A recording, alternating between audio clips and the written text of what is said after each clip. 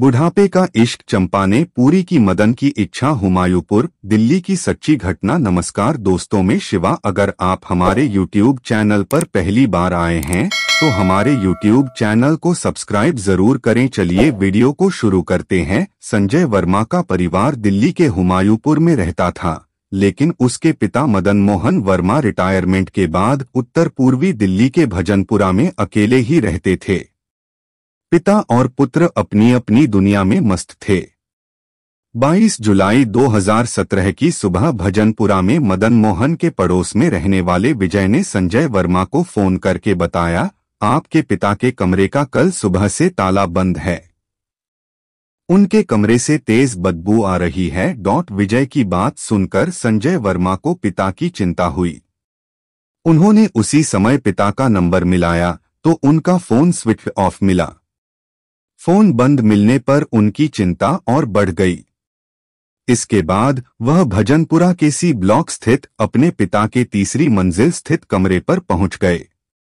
संजय को भी पिता के कमरे से तेज दुर्गंध आती महसूस हुई। उसके मन में तरह तरह की आशंकाएं आने लगीं। कहीं उनके साथ कोई अनहोनी तो नहीं घट गई। यह सोचकर उसने अपने मोबाइल फोन से दिल्ली पुलिस के कंट्रोल रूम को फोन करके पिता के बंद कमरे से आ रही बदबू की सूचना दे दी। यह क्षेत्र थाना भजनपुरा के अंतर्गत आता था, इसलिए पुलिस कंट्रोल रूम से यह सूचना थाना भजनपुरा को प्रेषित कर दी गई। सूचना पाकर SI Harkesh Kumar head constable Satendra Kumar को अपने साथ लेकर घटनास्थल के लिए रवाना हो गए।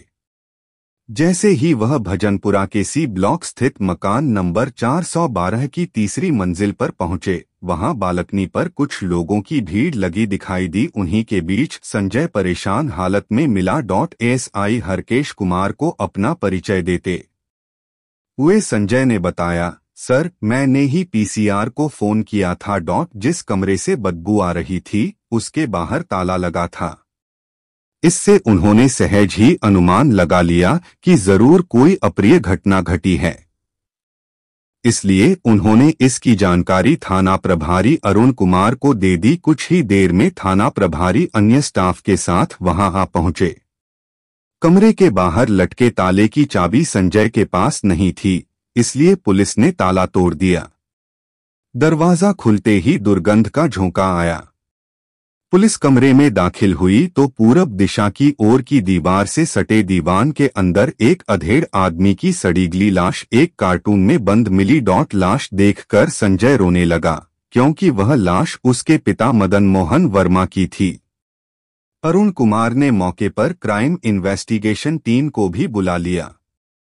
क्राइम इन्वेस्टिगेशन टीम का काम निपट गया तो पुलिस लाश का निरीक्षण करने लगी। मृतक के सिर के पीछे चोट का गहरा निशान था। दीवान के बॉक्स में और उसके नीचे कमरे के फर्श पर खून फैला था, जो सूख चुका था। इससे अनुमान लगाया कि यह हत्या 2 से 3 दिन पहले की गई थी। कमरे में मौजूद सारा सामान अपनी जगह मौजूद था। इससे इस बात की पुष्टि हो गई कि हत्यारे का मकसद लूटपाट नहीं था। हत्या क्यों की गई, यह जांच के बाद ही पता चल सकता था। पुलिस ने मौके की जरूरी कार्रवाई निपटाने के बाद लाश को पोस्टमार्टम के लिए जीटीबी अस्पताल भेज दिया। इसके बाद थाने आकर अज्ञात हत्यारों के खिलाफ हत्या का मुकदमा दर्ज कर लिया। इस मामले की जांच अतिरिक्त थाना प्रभारी राजीव रंजन को सौंपी। इंस्पेक्टर राजीव रंजन ने इस हत्याकांड की गुत्थी सुलझाने के लिए संभावित सुराग की तलाश में दोबारा घटनास्थल का निरीक्षण किया। उन्होंने मृतक के बेटे संजय वर्मा और वहां रहने वाले पड़ोसियों से काफी देर तक पूछताछ की। पड़ोसी विजय ने बताया कि उन्होंने आखिरी बार मदन मोहन वर्मा को 20 जुलाई की रात 10:30 बजे कमरे के बाहर देखा था। संजय ने उन्हें बताया था कि उसके पिता शुरू से ही अलग मिजाज के व्यक्ति थे। घर के लोगों में वह ज्यादा रुचि नहीं लेते थे। रिटायरमेंट के बाद बेटे और बहुओं के होते हुए भी वह यहाँ भजनपुरा में अलग रहते थे। उनकी देखभाल करने नौकरानी चंपा आती थी। वह घर की साफ सफाई, खाना बनाने के साथ उनके कपड़े भी धोती थी। नौकरानी चंपा का जिक्र आते ही इंस्पेक्टर राजीव रंजन उसमें रुचि लेने लगे। उन्होंने विजय को थाने में बुलाकर पूछताछ की। उन्होंने नौकरानी के स्वभाव और उसके मदन मोहन के यहाँ आने और घर जाने के समय के बारे में पूछा। विजय ने बताया कि चंपा मदन मोहन वर्मा के काफी करीब थी। जिस दिन से उनके दरवाजे के बाहर ताला लगा था, पिछली रात को नौकरानी चंपा के जवान बेटे प्रेमनाथ को एक अन्य लड़के के साथ मकान के नीचे टहलते देखा था। इंस्पेक्टर राजीव रंजन विजय से चंपा का पता हासिल कर वह करावल नगर स्थित उसके घर पहुंच गए। चंपा और उसका पति कल्लन घर पर ही मिल गए। इंस्पेक्टर राजीव रंजन ने चंपा से पूछताछ की तो उसने बताया, कल सुबह मदन मोहन वर्मा के यहाँ काम करने गई थी, लेकिन कमरे का दरवाजा बंद होने के कारण लौट आई थी। उस वक्त चंपा का बेटा प्रेमनाथ घर पर मौजूद नहीं था। राजीव रंजन चंपा से उसके बेटे का मोबाइल नंबर लेकर थाने आ गए। अगले दिन जब पोस्टमार्टम रिपोर्ट आई तो पता चला कि मदन मोहन का पहले गला घोंटा गया था, उसके बाद में सिर पर घातक चोट पहुंचाई गई थी। इससे इंस्पेक्टर राजीव रंजन सोचने लगे कि ऐसी क्रूर हरकत तो कोई दुश्मन ही कर सकता है। यह दुश्मन कौन हो सकता है? जांच में पुलिस को पता चला था कि सरकारी नौकरी के रिटायर होने के बाद का सारा पैसा मदन मोहन के बैंक अकाउंट में जमा था। वह किसी से पैसा न तो उधार लेते थे और न ही किसी को देते थे, और तो और बेटों को भी उन्होंने उसमें से कोई रकम नहीं दी थी। राजीव रंजन ने चंपा के बेटे प्रेमनाथ का नंबर मिलाया तो वह स्विच ऑफ मिला। इससे उन्हें उस पर शक हुआ। उसका नंबर सर्विलांस पर लगाने और कॉल डिटेल्स रिपोर्ट निकलवाने पर पता चला कि घटना वाली रात उसके फोन की लोकेशन उसी इलाके की थी जहां मदन मोहन वर्मा रहते थे। फिलहाल उसकी लोकेशन उत्तर प्रदेश के मथुरा शहर की थी। प्रेमनाथ के बारे में गुप्त रूप से पता किया गया तो जानकारी मिली कि वह नशेड़ी होने के साथ साथ एक बार जेल भी जा चुका था। भजनपुरा थाने की एक पुलिस टीम प्रेमनाथ की तलाश में मथुरा भेजी गई। पुलिस टीम मथुरा पहुंची तो खबर मिली कि प्रेमनाथ दिल्ली चला गया है। पुलिस ने 24 जुलाई को मुखबिर की सूचना पर प्रेमनाथ को करावल नगर दिल्ली के कजरी चौक से हिरासत में ले लिया। थाने में जब उससे सख्ती से पूछताछ की गई तो उसने स्वीकार कर लिया कि उसी ने अपने एक दोस्त के साथ मिलकर मदन मोहन वर्मा की हत्या की थी। उसने हत्या की जो वजह बताई वह इस प्रकार थी। मदन मोहन वर्मा सपरिवार दिल्ली के सफदरजंग एनक्लेव के पास हुमायूंपुर में रहते थे। उनका भरा पूरा परिवार था। उनके परिवार में पत्नी यशोधरा के अलावा 3 बेटे और 1 बेटी थी। बड़ा बेटा संजय वर्मा है जो दिल्ली की एक प्राइवेट फर्म में नौकरी करता है। मदन मोहन वर्मा मिंटो रोड स्थित गवर्नमेंट प्रेस में नौकरी करते थे। अच्छे पद पर होने की वजह से उनके घर की आर्थिक स्थिति ठीक ठाक थी। घर में सब कुछ होने के बावजूद वह परिवार के सदस्यों में कम रुचि लेते थे। पत्नी यशोधरा से भी उनका रिश्ता बहुत अच्छा नहीं था। दाम्पत्य जीवन में पति की बेरुखी यशोधरा को हमेशा परेशान करती रही। वह चाहती थीं कि पति घर परिवार की जरूरतों को समझें, बेटों के सुख दुख के मौके पर उनका साथ दें, पर उनकी यह ख्वाहिश कभी पूरी नहीं हो सकी। आखिरकार पति की बेजा हरकतों और दाम्पत्य जीवन की कड़वाहट से तंग आकर 4 साल पहले उन्होंने अपने कमरे में पंखे से लटककर आत्महत्या कर ली। उनकी मौत के बाद मदन मोहन वर्मा ने घरेलू कामकाज के लिए नौकरानी चंपा को 9,000 रुपये वेतन पर रख लिया। गोरे रंग और भरे बदन की चंपा की उम्र करीब 35 साल थी। वह सुबह 9 बजे उनके घर आती और सारा काम निपटाकर शाम को अपने घर चली जाती। चंपा के काम से घर के सारे सदस्य संतुष्ट थे। कभी कभार चंपा को रुपए पैसों की जरूरत होती तो मनमोहन उसकी मदद कर देते थे। बाद में वह चंपा पर कुछ ज्यादा ही मेहरबान हो गए। वह उससे कुछ ज्यादा ही हमदर्दी जताने लगे। चंपा भी अपने मालिक के दयालु स्वभाव से खुश थी। जिस दिन मदन मोहन ऑफिस से जल्दी घर आ जाते या उनकी छुट्टी होती तो चंपा बहुत खुश रहती। वह पूरे दिन उनके आसपास ही मंडराती रहती। घर के सदस्यों को चंपा की ये हरकतें नागवार गुजरने लगीं।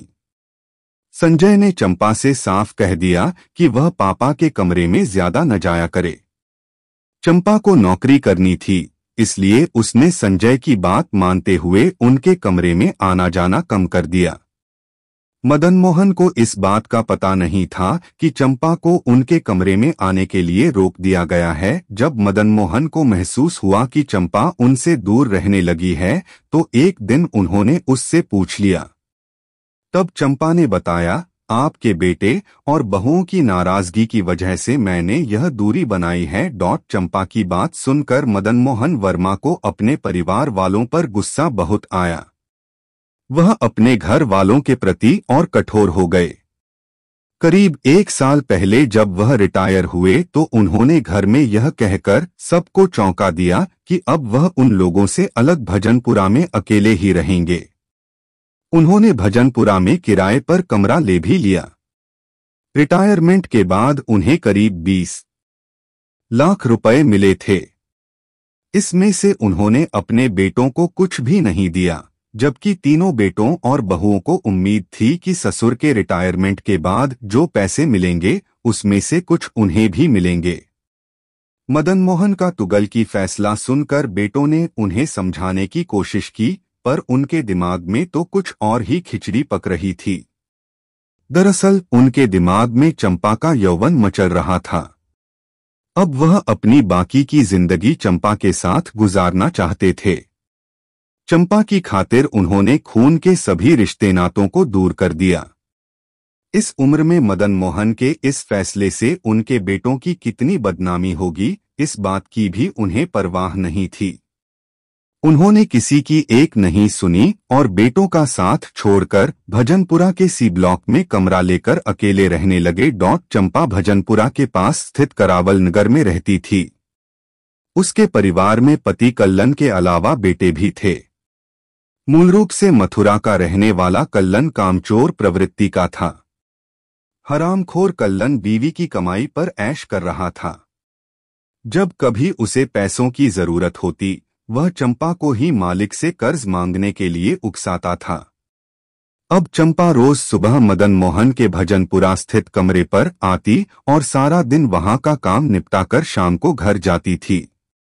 कुछ दिनों तक तो ऐसे ही चला, पर जब वह रात में भी वह मदन मोहन के कमरे में रुकने लगी तो आस पड़ोस के लोगों के बीच उनके रिश्तों को लेकर तरह तरह की चर्चाएं होने लगी। कुछ लोगों ने उसके पति कल्लन को भी उसकी हरकतों की जानकारी दी, पर कल्लन को तो पहले से ही सब कुछ पता था, इसलिए उसने लोगों की बातों को अनसुना कर दिया।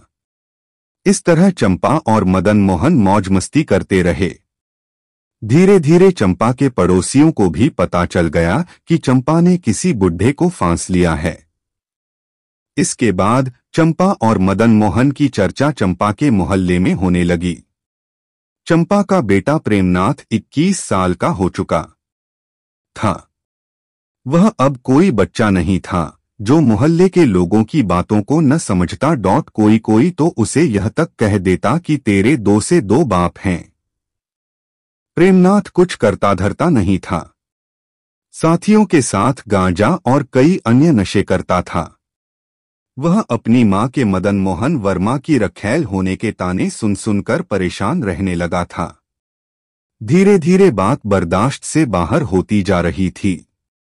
एक दिन तो एक दोस्त ने उस पर तंज कसते हुए कहा, अरे तुझे काम धंधे की क्या चिंता है, तेरे तो 2 से 2 बाप हैं, तुझे भला किस बात की कमी है। दोस्त की यह बात प्रेमनाथ के कलेजे में नश्तर की तरह चुभी। जवानी का खून उबाल मारने लगा। उसने अपने एक नाबालिग दोस्त सुमित बदला हुआ नाम को अपना सारा दर्द बताते हुए कहा, सारे फसाद की जड़ बुढ़ा मदन मोहन वर्मा है। उसी के कारण लोग मुझे ताना देते हैं।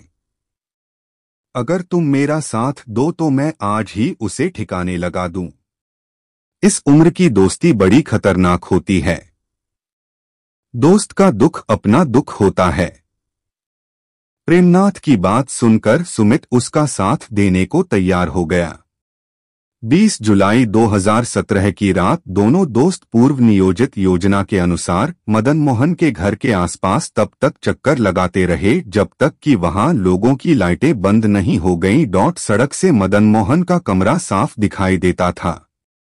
जब मदन मोहन के पड़ोसी कमरा बंद करके सोने चले गए तो दोनों नशा करके सीढ़ियों से तीसरी मंजिल स्थित मदन मोहन के कमरे के सामने पहुंच गए।